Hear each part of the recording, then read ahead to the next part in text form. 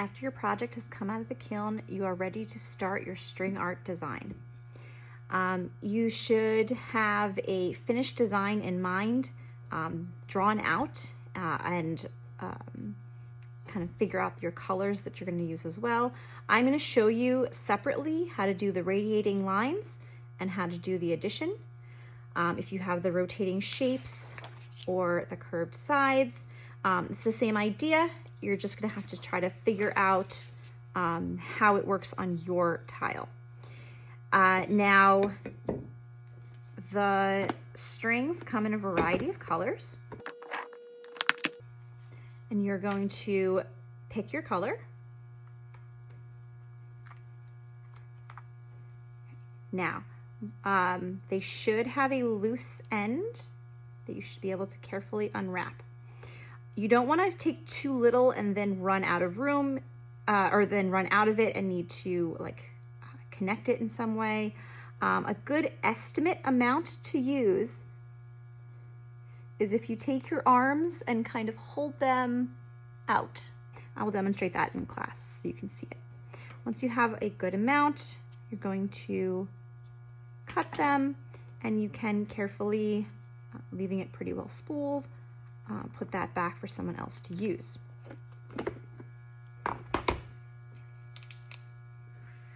We're going to be using these plastic needles. Some of you, if you did your holes incorrectly and they're a little bit too thin, they might be a little bit tricky to get through. I do have metal ones that are a little thinner than this that we can use as needed. They are also not that the metal ones are also pretty dull, but these plastic ones are nice and dull and have a nice opening. This is called the eye of the needle. It's got a nice opening to fit the strings. For most of us, we should be able to fold. I can show you. You fold the string in half. If you try to put the end through it, it can fray. So generally you fold it in half and kind of twirl it a little bit. Make it a little thinner, and you should be able to slide it through the eye. Okay, and then leave yourself a tail of maybe a hand's length.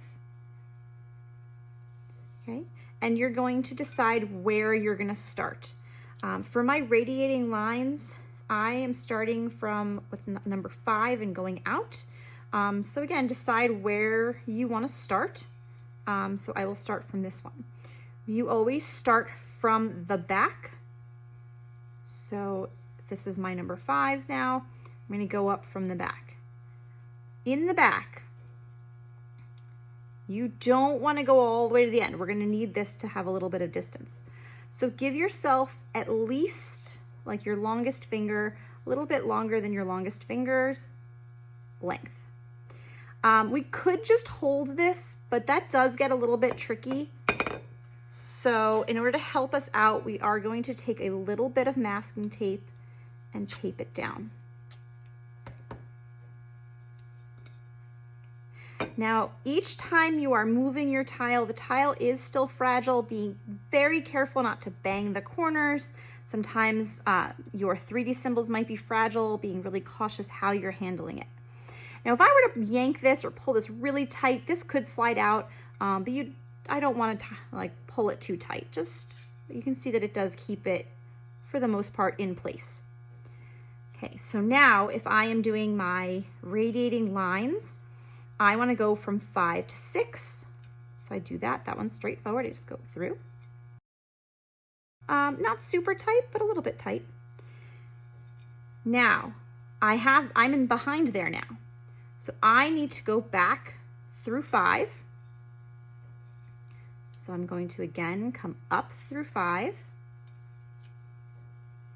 And then same thing, I'm radiating out. I'm radiating to 7. Back through 5 and to 8.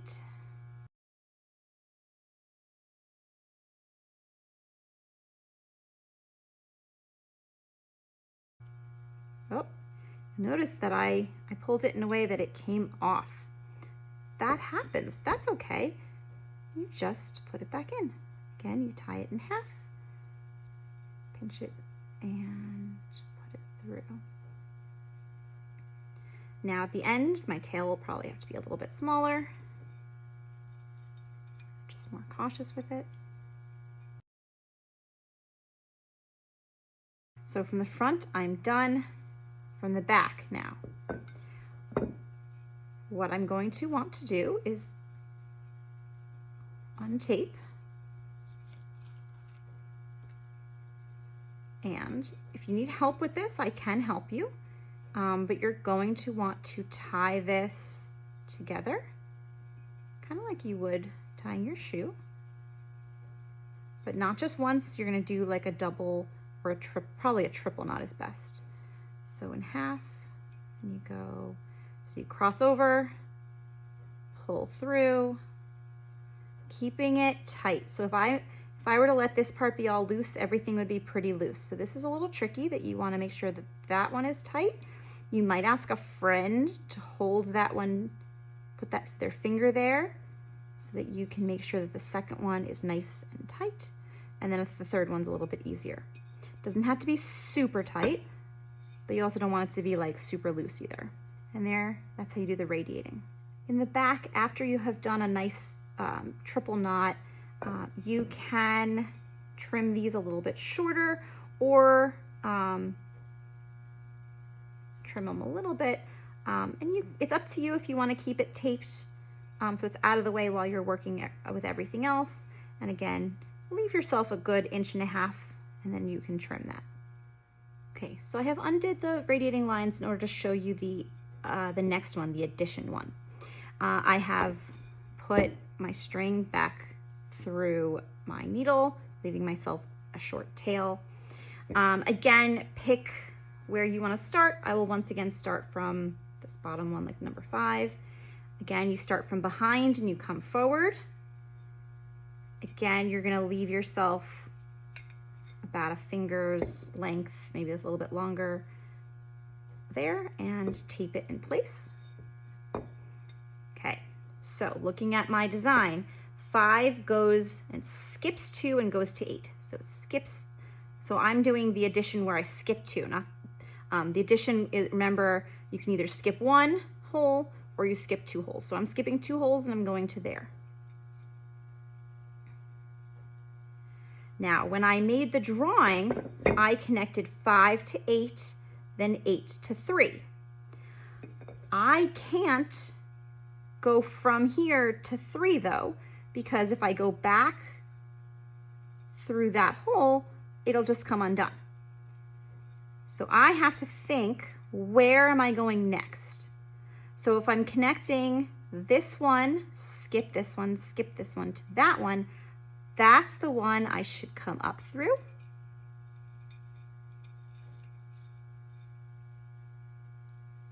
So that I can go through there and connect those 2. Okay, so I'm all the way over here right now, but I want to think of that one. That one, I'm going to connect, I'm going to skip this one, and go to there. So I want to connect those 2. So I am going to therefore go up through that one and go back through that to connect those 2. Okay, again, I'm here, I'm skipping 1, skipping 2. That's where I'll go in. And then connect back to this one. So this one takes a little bit more concentration, but I'm just following a pattern. So I'm here, I came in through this one, but that's that line that I just made. Skip 1, skip 2, go up from there, and connect back to that. Okay, and again, I'm here, skip 1, skip 2, go to there. Oh, missing it. And go back to there.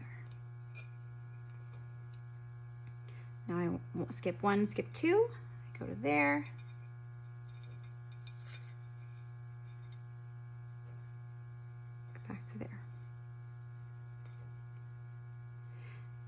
Now, I had said in the beginning that I want to make sure my string is long enough. So this one is not long enough. What I would do then is I would find that exact same color. I would cut a little bit longer of a second string, and I would tie the two strings together here and tape them, and then continue with my design. I'm almost done. I'm in it to there. I really only had that one left. So I was pretty close with it. My string was just a little bit short, but I really only had that line left to connect. Okay, so, and then you finish it off the same way by untaping, tying a triple knot in the back, and then you can retape the tails.